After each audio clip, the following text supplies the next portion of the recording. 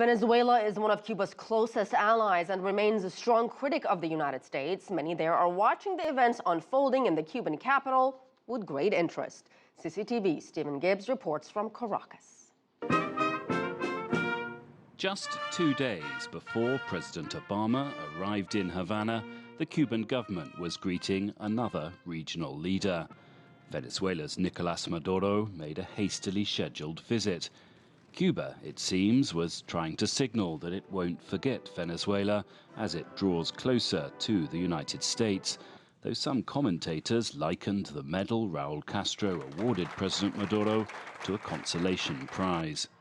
There's no doubt things have changed since those heady days of the mid-2000s when oil prices were sky high and Venezuela's Hugo Chávez forged what he said would be an unbreakable union with Fidel Castro.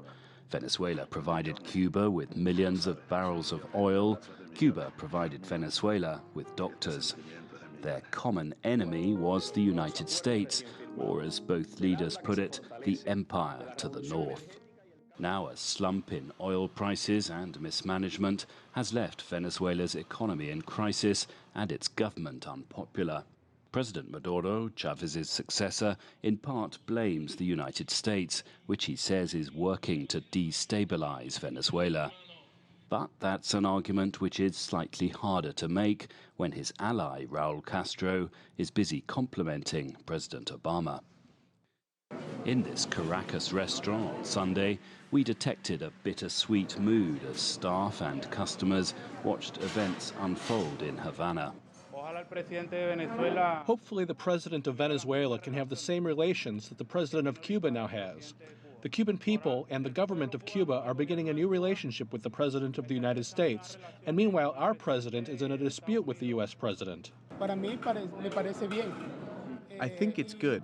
I think Venezuela should do the same and have better relations.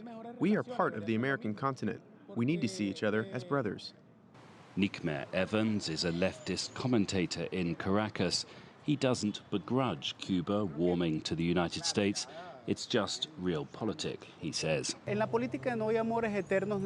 politics, love isn't forever, and neither is hate. And this applies to international relations too.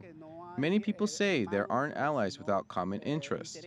In this way, I think the government of Cuba is doing its best for its people by getting closer to the U.S. For years, U.S. attempts to isolate Cuba economically and politically have been a rallying call for leftist governments in this region. But as that policy evolves, many of those same countries may have to adapt their policies too. Stephen Gibbs, CCTV, Caracas.